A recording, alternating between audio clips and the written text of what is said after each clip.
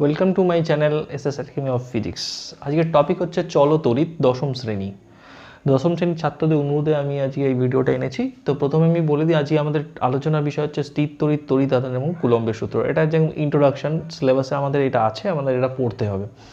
প্রথমে একটু বলে দিই চলতড়িৎ মানে কি। চলতড়িৎ মানে হচ্ছে চল ও শব্দটা এসছে গতিশীল থেকে, অর্থাৎ কোনো জিনিস যদি চলে মানে গতিশীল। ওকে, তো গতিশীল যদি হয় তখন তাকে আমরা বলি চলো, ঠিক আছে। আর তড়িৎ মানে তড়িৎ আধানের কথা বলা হচ্ছে, অর্থাৎ তড়িৎ আধান গতিশীল। এটা নিয়ে আমাদের এই চ্যাপ্টার তড়িৎ বিজ্ঞান বা চলতড়িৎ। এটা আমাদের একটা ইন্ট্রোডাকশন ক্লাস হবে। ইন্ট্রোডাকশন ক্লাসে এটা পার্ট 1, ঠিক আছে। তো ক্লাস 10-এর বিভিন্ন ছাত্ররা আমাকে অনেক রিকোয়েস্ট করেছিল, বলেছিল স্যার আপনি ক্লাস 10-এর ভিডিও করুন। তো আমি সেইটাকে মাথায় রেখেই আমি ভিডিওটা করছি। এবার আমি কথা দিচ্ছি যে এতদিন ধরে আমি করতে পারছিলাম না, আমি ক্লাস 12-এর ভিডিওগুলো আপলোড করছিলাম, 11-এর ভিডিও আপলোড করছিলাম, কিন্তু আজ মোটামুটি শুরু করলাম ক্লাস 10-এর ভিডিও, এবং আমি প্রত্যেকটা চ্যাপ্টারে আমি কভার করব, কথা দিচ্ছি। পরপর ভিডিওগুলো আসতে থাকবে, তোমরা শুধু দেখতে থাকো ভিডিওগুলো। আজকে আমরা যে ভিডিওটা পড়ছি সেটা চলতড়িৎ বিজ্ঞানের একদম ফার্স্ট পার্ট, ইন্ট্রোডাকশন। সিলেবাসে যা আছে সেই অনুযায়ী আমি সিলেবাসের টপিকগুলোকে এখানে লিখে রেখেছি। প্রথমে আমাকে জানতে হবে তড়িৎ আধান বা চার্জ কাকে বলে। এখানে লেখা আছে তড়িৎ আধান, ব্র্যাকেটে লেখা আছে স্মল কিউ। কখনো কখনো ক্যাপিটাল কিউ দিয়েও আমরা তড়িৎ আধানকে লিখি। চার্জ বলা হয়, ইংরেজিতে চার্জ বলা হয়, কখনো কখনো বাংলায় চয়াকার বর্গের জয়রব, বর্গের জয়রেপ এরকমভাবেও লেখা যেতে পারে। প্রথমে বলি আধান হচ্ছে একটা স্কেলার রাশি। আধানের এখানে ডেফিনেশন লেখা আছে, লেখা আছে আধান পদার্থের ধর্ম যার জন্য তড়িৎ বল সৃষ্টি হয়। এটা খুব ইম্পর্টেন্ট। আধান কিন্তু এক ধরনের, ধর্ম বললে ভুল হবে, এর সঙ্গে আরও একটা শব্দ ইউজ করলে ভালো হয়, সেটা হচ্ছে সহজাত ধর্ম। সহজাত ধর্ম, আধানের হচ্ছে একটা সহজাত ধর্ম যার জন্য তড়িৎ বল সৃষ্টি হয়। যেমন দেখো, আমি বলে দিই কোনো একটা বস্তুর ভর, এটা কি বলে, এম হচ্ছে ভর। ভরের জন্য কি তৈরি হয়? ভরের জন্য কি তৈরি হয়? মহাকর্ষ ক্ষেত্র তৈরি হয় বা মহাকর্ষীয় বল তৈরি হয়। মহাকর্ষীয় বল তৈরি হয়। ঠিক সেরকম আধান কিউ, এই কিউ এর জন্য কি তৈরি হয়? তড়িৎ বল তৈরি হয়। যেমন আমি তোমাকে বলি ইলেকট্রন বলে একটা কণা আছে, ইলেকট্রন, আর একটা আছে প্রোটন। ইলেকট্রন প্রোটন হচ্ছে এমন দুটো কণা, এই দুটো কণা দিয়ে হচ্ছে, এই দুটো কণাই হচ্ছে মানে অ্যাটমের কনস্টিটিউয়েন্ট এলিমেন্ট, মানে হচ্ছে পরমাণু গঠনের যে আদি কণাগুলোর মধ্যে এই দুটো হচ্ছে সেই আদি কণার মধ্যে পড়ে, ঠিক আছে। ইলেকট্রন আর নিউট্রন দুজনেরই কিন্তু আধান আছে, এটাও আধানগ্রস্ত, এটাও আধানগ্রস্ত। এটাকে নেগেটিভ আধান থাকে, এর পজিটিভ আধান থাকে। তো এদের আধান আছে মানে ইলেকট্রন প্রোটনের এই আধান মানে স্পেশাল প্রপার্টি আছে যার জন্য কি হয়? তড়িৎ বল সৃষ্টি হয়। এইটুখানি জানলেই যথেষ্ট। অর্থাৎ আধান তাহলে কি? আধান হচ্ছে একটা ধর্ম, ইন্ট্রিনসিক মানে সহজাত ধর্ম, যার জন্য তড়িৎ বল সৃষ্টি হবে। একটা আধানগ্রস্ত বস্তুকে আর একটা আধানগ্রস্ত বস্তুর সামনে রাখলে তার মধ্যে তড়িৎ বল কাজ করবে। আমরা ছোটবেলা থেকে কি শিখেছি? একটা শুকনো চিরুনি, তাতে জল নেই, এরকম একটা চিরুনি, পরিষ্কার শুকনো একটা চিরুনি, আর শুকনো মাথার চুল, তাতে যদি আমরা আঁচড়াই এবং অনেকক্ষণ আঁচড়ানোর পর সেই চিরুনিটাকে ছোট ছোট কাগজের টুকরোর কাছে নিয়ে আসলে কি হয়? কাগজের টুকরোগুলো চিরুনির যে দাঁড়গুলো আছে বা কাঁটাগুলো আছে সেই কাঁটায় আটকে যায় বা চিরুনির গায়ে আটকে যায়। তার প্রধান কারণ ঘর্ষণের ফলে এই চিরুনিটা তড়িৎগ্রস্ত হয়ে পড়ে, অর্থাৎ তার তড়িৎ তৈরি হয়। আর তড়িৎ কী করে? তড়িৎ বল সৃষ্টি করে। সেই কারণে কী করে? অন্য এই ছোটো ছোটো হালকা কাগজের টুকরোগুলোকে আকর্ষণ করে নেয়। তো এটাই হচ্ছে ফান্ডা। তাহলে আধান হচ্ছে এক ধরনের সহজাত ধর্ম যার জন্য তড়িৎ বল তৈরি হয়। ঠিক ভরের মতো, যেমন বস্তুর ভর, ভর বলতে আমরা কি বুঝি? যে ভরের জন্য মহাকর্ষীয় বল বা মহাকর্ষীয় ক্ষেত্র তৈরি হয়। তো শুরু করা যাক। তো এটা হয়ে গেল আধানের গল্প। প্রথমে একটু বলে দিই আধানের একক সম্পর্কে একটু আইডিয়া দিয়ে দিই। আধানকে আমরা যে স্কেলার রাশি বলছি, তার মানে আধানকে মাপা যায়। তো আধানের যে এসআই একক, এসআই একক হচ্ছে কুলম্ব, সি দিয়ে লেখা হয়, ক্যাপিটাল সি। আর সিজিএস একক হচ্ছে, লিখে রাখো, এটাকে আমরা বলি ইএসইউ আধান। এটা আর একটা নাম আছে, তাকে বলা হয় স্ট্যাট কুলম, স্ট্যাট কুলম। তাহলে এই দু ধরনের আধান আছে। আর 1 coulomb is equal to 3 × 10⁹ stat C, এই সম্পর্কটা জেনে রাখবে, stat C or ESU. Okay, আর কিছু জানার দরকার নেই, জাস্ট ইউনিটগুলো জেনে রাখবে। ওকে, তাহলে আধান ব্যাপারটা হয়ে গেল। এবার স্থির তড়িৎ বিজ্ঞান মানে কি? স্থির তড়িৎ বিজ্ঞান মানে আধান যদি রেস্টে থাকে, ঠিক আছে, আধান যদি রেস্টে থাকে, রেস্ট মানে যদি স্থির অবস্থায় থাকে, গতিশীল না হয়, তখন আমরা বিজ্ঞানের যে শাখায় এই বিষয়টা আলোচনা করি, তখন সেই বিজ্ঞানের শাখাকে আমরা বলি স্থির তড়িৎ বিজ্ঞান। ওকে, তো আমরা এখানে স্থির তড়িৎ বিজ্ঞান ইন ডিটেল শিখবো না, আমাদের সিলেবাসে শুধুমাত্র এই সূত্রটা আলোচনা করার আছে, শুধু এই সূত্রটা আলোচনা করবো আমরা, এবং এই সূত্রটা দিয়ে কি হয়, কি বৃত্তান্ত, কেন পড়বো, এগুলো পড়বো, দ্যাটস অল। তাহলে আমরা আশা করি তড়িৎ আধান সম্পর্কে পুরোপুরি একটা ওভারঅল একটা ধারণা আমরা পেয়েছি। তড়িৎ আধান, আচ্ছা, তড়িৎ আধান সম্পর্কে আর দুটো কথা একটু বলে রাখি, দুটো কথা। একটা হচ্ছে তড়িৎ আধান দু প্রকার হয়, তড়িৎ আধান দুই প্রকার হয়, দুই প্রকার তড়িৎ আধান। কি কি? একটা হয় ধনাত্মক ধর্মী, আর একটা হয় ঋণাত্মক ধর্মী। অর্থাৎ ধনাত্মক আর একটা ঋণাত্মক, একটা বলবো পজিটিভ, একটাকে বলবো নেগেটিভ। মানে পজিটিভ আধান হয় আর নেগেটিভ আধান হয়। আর আরেকটা জিনিস জানতে হবে, সমজাতীয় বা প্রকৃতির আধান কি করে? পরস্পরকে বিকর্ষণ করে। আর বিষম জাতীয় আধান পরস্পরকে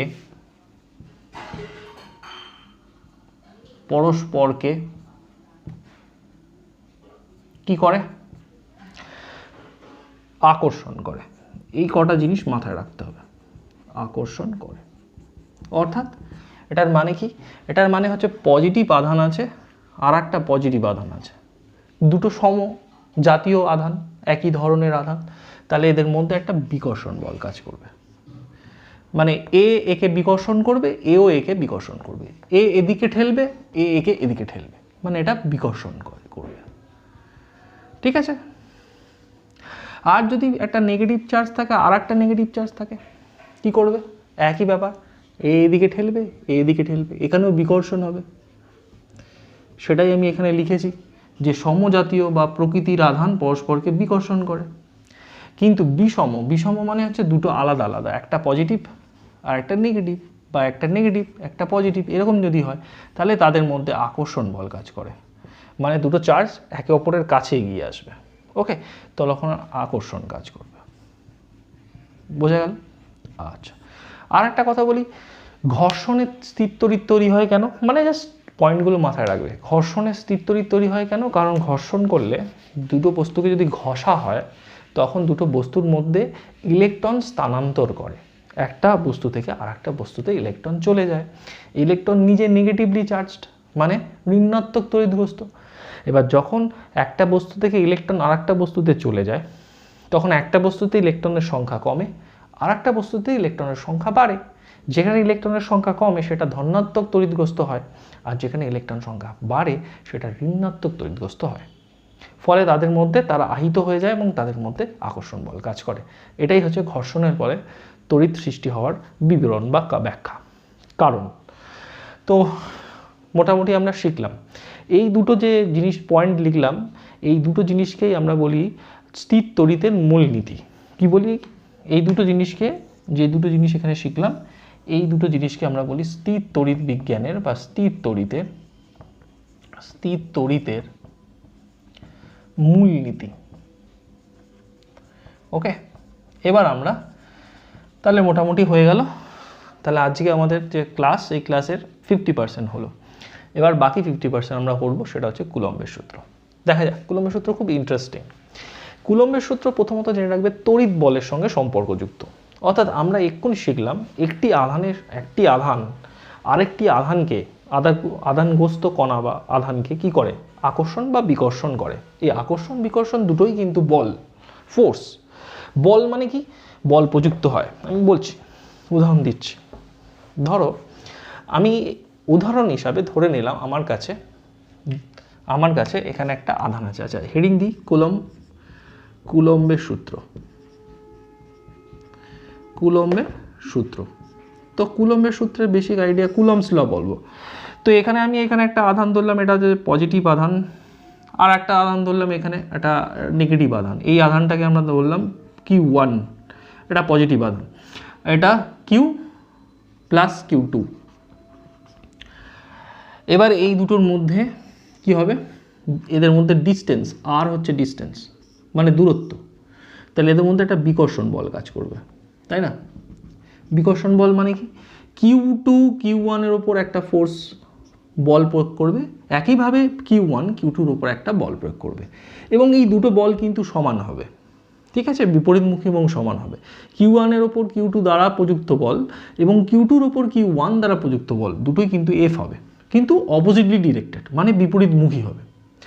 এবার প্রশ্ন হচ্ছে, এই যে বলটা কাজ করবে, কুলম্বের সূত্র আমাকে বলবে এই বল মানে এটাকে আমরা তড়িৎ বল বলি।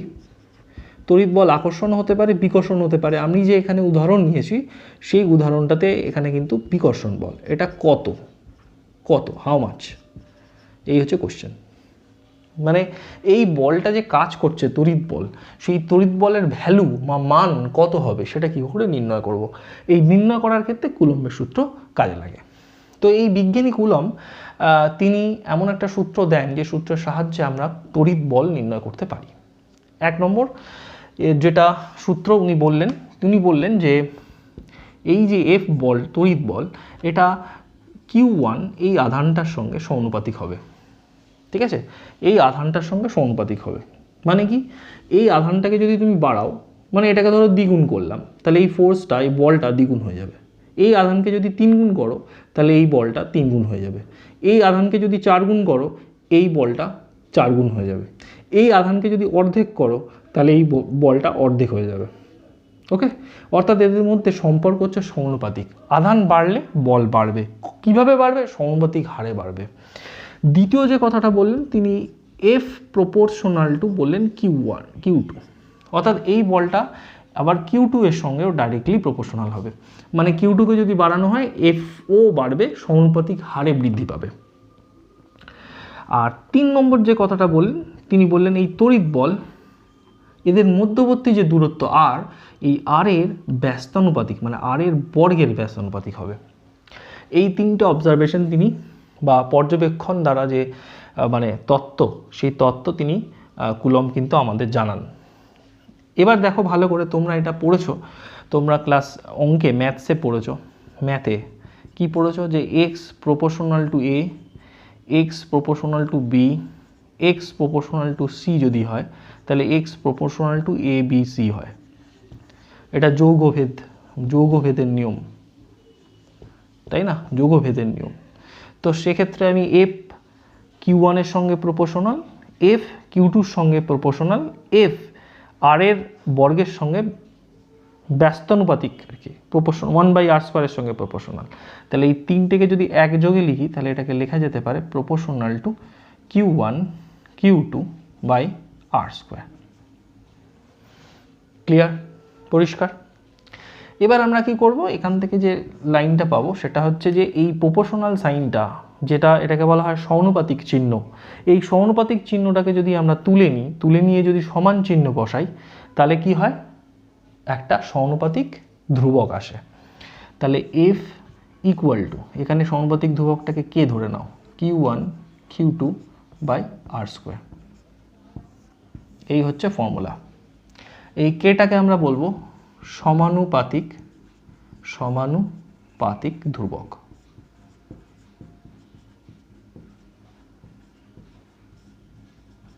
ওকে, পরিষ্কার? দেখে নাও, এটাকেই আমরা বলি কুলম্বের সূত্র। দিস ইজ কুলম্বস ল, এটাই হচ্ছে কুলম্বের সূত্র। এবার আমি কুলম্বের সূত্রের যে সমানুপাতিক ধ্রুবকটা এলো, এই ধ্রুবকটা নিয়ে কয়েকটা কথা বলতে চাই। আচ্ছা, প্রথম একটা কথা জেনে রাখবে, এই এফ হচ্ছে তড়িৎ বল। এফ তড়িৎ বল মানে এর কিউ ওয়ানের ওপর প্রযুক্ত যে বল আর কিউ টু ওপর প্রযুক্ত বল কিন্তু সেম, একই মানের হবে, কিন্তু অভিমুখ কিউ ওয়ানের বলটা এদিকে কাজ করছে কিউ ওয়ানের ওপর, আর কিউ টু বলটা ওদিকে কাজ করছে। এটা নিউটনের তৃতীয় সূত্র অনুসারে দুটো সমান এবং বিপরীতমুখী হবে, একটা ক্রিয়া একটা প্রতিক্রিয়া। আচ্ছা, এবার আমি বলি কে সম্পর্কে। এই কে জিনিসটা খুব ইম্পর্টেন্ট একটা জিনিস, এটা আমাদের জেনে রাখতে হবে। এই কে জিনিসটা অনেক কিছু আমাকে বলবে, এই ফর্মুলার বাইরেও অনেক কথা আমাকে বলতে পারে। কীরকম? এই কে জিনিসটা দুটো জিনিসের উপর ডিপেন্ড করে। এক নম্বর হচ্ছে মাধ্যম, ঠিক আছে? মাধ্যম মানে যে মাধ্যমে আদান থাকবে, মানে এই কিউ ওয়ান আর কিউ টু যে মাধ্যমে থাকবে সেই মাধ্যমের প্রকৃতির ওপর, মাধ্যম প্রকৃতির ওপর। মানে এটা কি ধরনের মাধ্যম, এটা খুব গুরুত্বপূর্ণ। যেমন আমি বলি, এই মাধ্যমটা যদি এয়ার মানে বাতাস হয়, তাহলে ফোর্সের মান যা হবে, মানে তড়িৎ বলের মান যা হবে, মাধ্যমটা যদি চেঞ্জ করে দাও, সাপোজ ধরে নাও তুমি জলের ভিতরে দুটো আধান রাখলে, তাহলে মাধ্যম তখন জল হয়ে গেল। সঙ্গে সঙ্গে তুমি দেখবে তাদের মধ্যে যে তড়িৎ বলের মানটা চেঞ্জ হয়ে যাবে। তার মানে এই কে ভ্যালুটা আমাকে ইনডাইরেক্টলি, পরোক্ষভাবে একথা বলছে যে তড়িৎ বল মাধ্যম নির্ভর, মাধ্যম পরিবর্তন করলে তড়িৎ বলের মান পরিবর্তন হয়।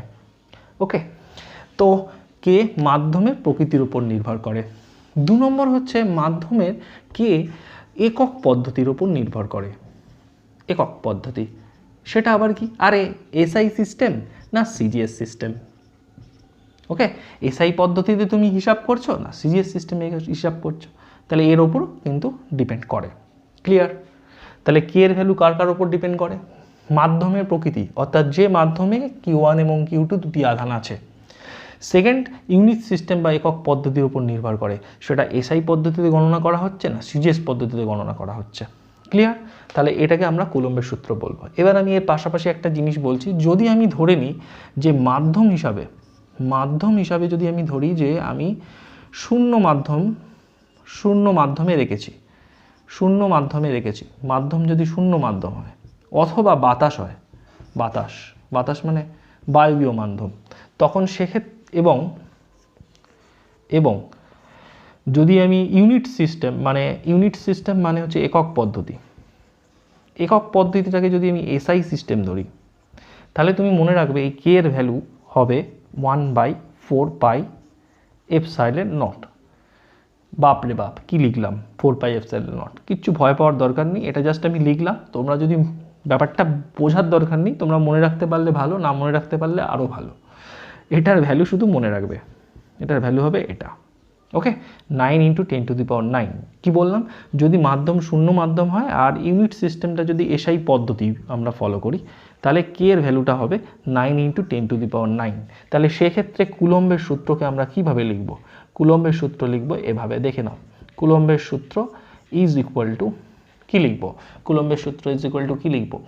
F = 9 × 10⁹ into Q1 Q2 by R²। Box করে দাও। আর এখানে কিন্তু এটা এসআই সিস্টেম, তো এটা নিউটন হবে। এটা হচ্ছে কুলম্বের সূত্র। ওকে, ক্লিয়ার? বোঝা গেল না? বোঝা গেল না? এবার দেখো, যদি আমি মাধ্যমটা, এটাও কিন্তু গুরুত্বপূর্ণ, সেকেন্ড আর পরে যে কথাটা বলবো সেটাও খুব গুরুত্বপূর্ণ কথা। যদি আমি মাধ্যমটাকে একই রাখি, অর্থাৎ শূন্য মাধ্যম রাখি, ওকে, বা বায়ু শূন্য মাধ্যম বা বায়ু রাখি, শূন্য মাধ্যম আর বায়ু একই ধরনের মাধ্যম, মানে শূন্য মাধ্যম অথবা বায়ু রাখলে একই ঘটনা ঘটবে। আর ইউনিট সিস্টেম যেটা, এই ইউনিট সিস্টেমটাকে যদি আমরা সিজিএস সিস্টেম চুজ করি, মানে বেছে নিই, তাহলে কিন্তু কে এর ভ্যালু হবে 1। সেক্ষেত্রে কুলম্বের সূত্র কি হবে? কুলম্বের সূত্রটা কেমন দেখতে হবে?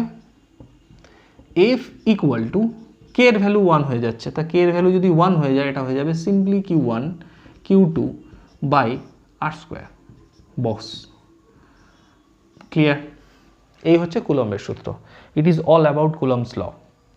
তাহলে বোঝা গেল কুলম্বের সূত্র। এইটা হচ্ছে এসআই পদ্ধতিতে ফর্মুলা, আর এটা হচ্ছে সিজিএস পদ্ধতিতে ফর্মুলা। তো অবভিয়াসলি এর ইউনিটটা হবে ডাইন, যেহেতু এটা সিজিএস।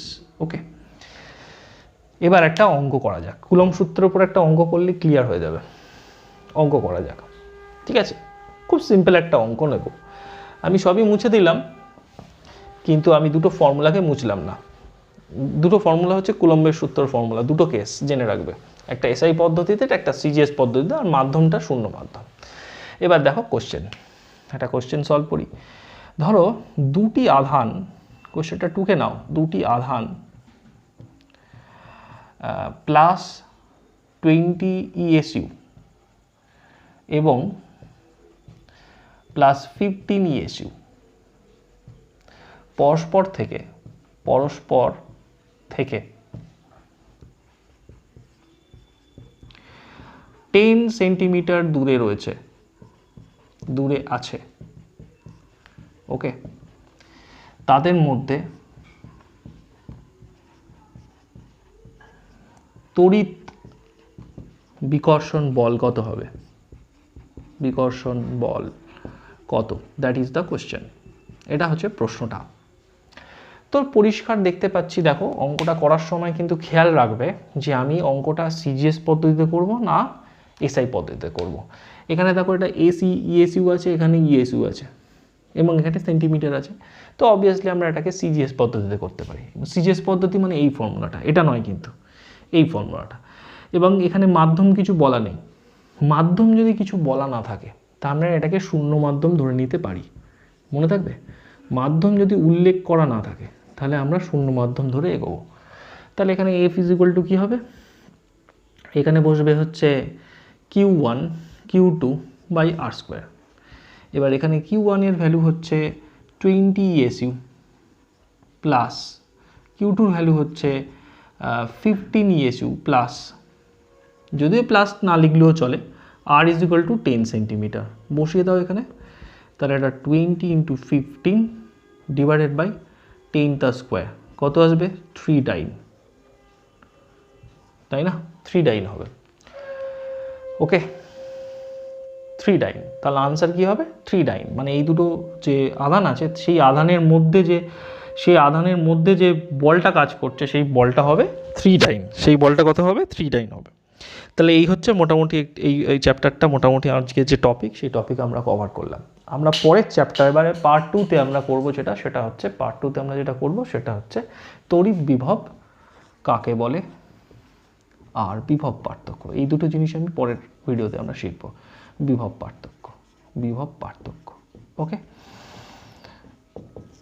ওকে, অসংখ্য ধন্যবাদ, থ্যাংক ইউ, টাটা।